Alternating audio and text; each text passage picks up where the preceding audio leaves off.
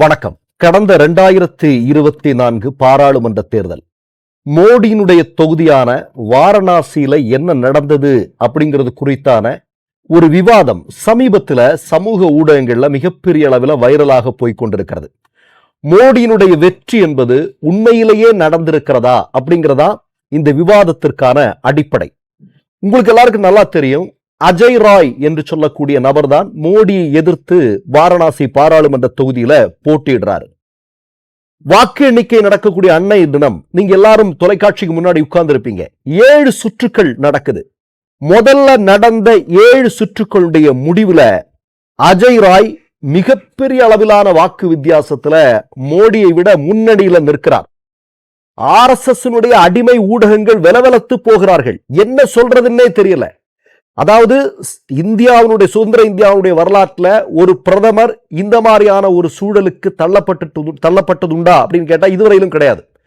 அப்படிப்பட்ட ஒரு மிகப்பெரிய பின்னடைவை விஸ்வகுரு 56 இன்ச்சு மோடி வந்து சந்திக்கிறார். இந்த செய்தி வந்து கொண்டிருக்கக்கூடிய நேரத்தில் திடீர்னு வாரணாசியிலிருந்து எந்த செய்திகளுமே வரல. இதெல்லாம் உங்களுக்கு நல்லா தெரியும்.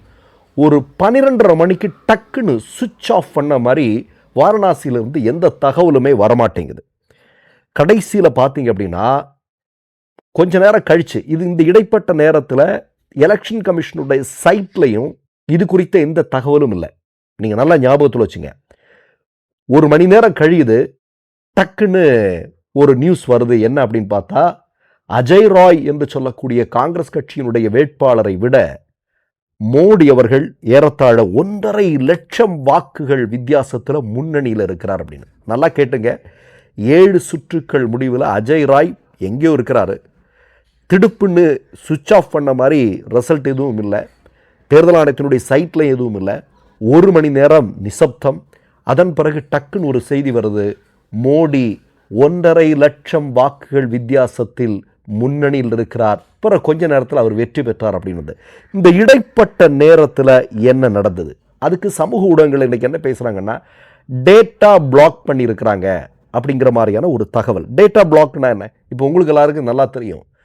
காங்கிரஸ் கடந்த தேர்தலை விட 2024 வாரணாசி பாராளுமன்ற தேர்தலில் 26% கூடுதலான வாக்குகளை வாங்கியிருக்கிறது கடந்த தேர்தலை விட. மோடி என்ன இருக்கு? மோடி கடந்த தேர்தலை விட 9% வாக்குகள் குறைவாக வாங்கியிருக்கிறார். ஆனால் மோடி வாங்கிய வாக்குகள் எவ்வளவு? ஏறத்தாழ நீங்க பார்த்தீங்க அப்படின்னா 6,12,070 வாக்குகள். ஆனால் அஜய் ராய் வாங்கிய வாக்குகள் 4,60,457.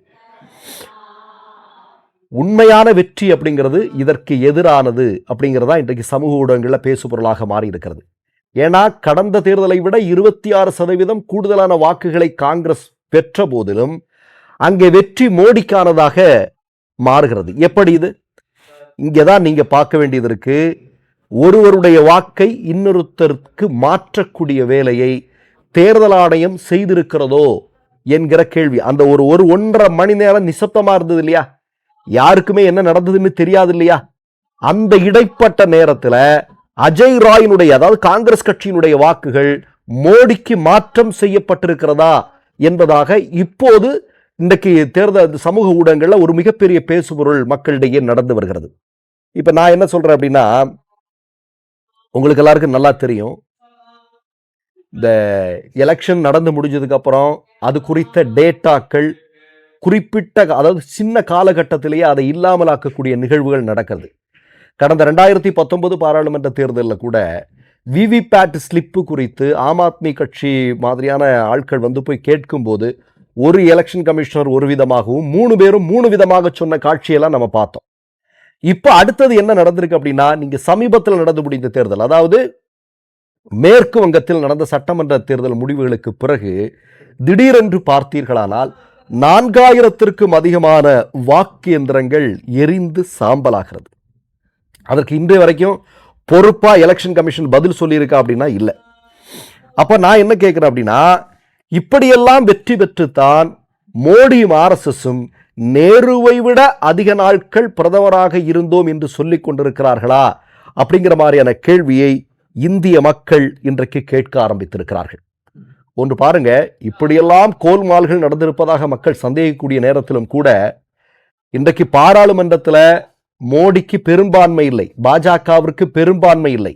இன்றைக்கு அவர்கள் நினைக்கக்கூடிய சட்டங்களை எல்லாம் அமல்படுத்த வேண்டுமானால் இன்னைக்கும் ஒரு தகவல் வருது, 35க்கும் அதிகமான எம்பிக்களுடைய தயவு தேவைப்படுகிறது.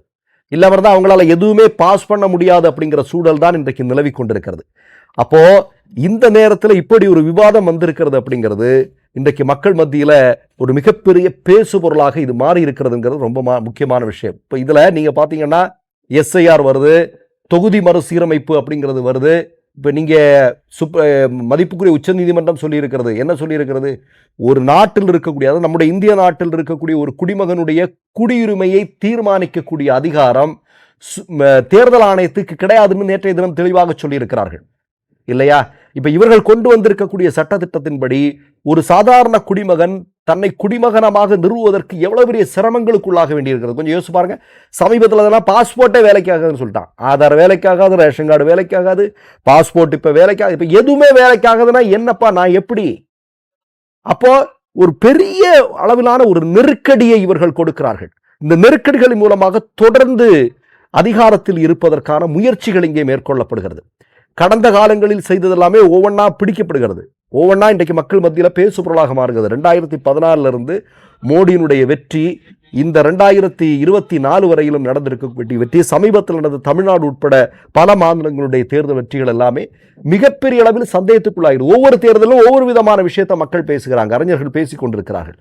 அப்ப அதுல இருந்தெல்லாம் தங்களை பாதுகாத்துக் கொண்டு அடுத்தது என்ன பண்ணலாம் அப்படிங்கிற திட்டத்தோடு இவர்கள் நகர்ந்து கொண்டிருக்கிறார்களோ என்கிற மிகப்பெரிய ஐயம் இப்போது எழுந்திருக்கிறது. மற்றொரு நிகழ்வில் சந்திப்போம். நன்றி, வணக்கம். 3 யூடியூப் சேனல்கள் வியாபாரத்திற்கு இருக்கிறது. தேவைப்படுபவர்கள் இந்த எண்ணுக்கு தொடர்பு கொள்ளுங்கள். மை நேம் இஸ் ரெட் சேனலை சப்ஸ்கிரைப் பண்ணிக்கோங்க.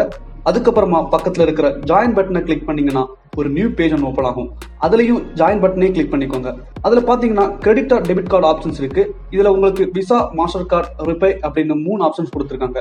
அதுல நீங்க எந்த கார்டு சூஸ் பண்றீங்களோ அந்த கார்டோட நம்பர் என்டர் பண்ணிக்கோங்க. அப்புறமா கார்டோட வேலிடிட்டி மந்த் அண்ட் இயரை டைப் பண்ணிக்கோங்க. அடுத்தபடியா உங்க கார்டோட பின்னால சிவிசி கோடுன்னு சொல்லிட்டு 3 நம்பர்ஸ் கொடுத்துருப்பாங்க. அந்த நம்பர் இதுல என்டர் பண்ணிக்கோங்க. அப்புறமா அட்ரஸ் அண்ட் இன்ஃபர்மேஷன் என்டர் பண்ணிட்டு பைங்கிற பட்டனை கிளிக் பண்ணிக்கோங்க. ஒருவேளை உங்க கார்டு நம்பர் இன்வாலிட்னு காமிச்சிச்சுன்னா உங்க கார்டுல இன்டர்நேஷனல் யூசேஜை எனேபிள் பண்ணுங்க.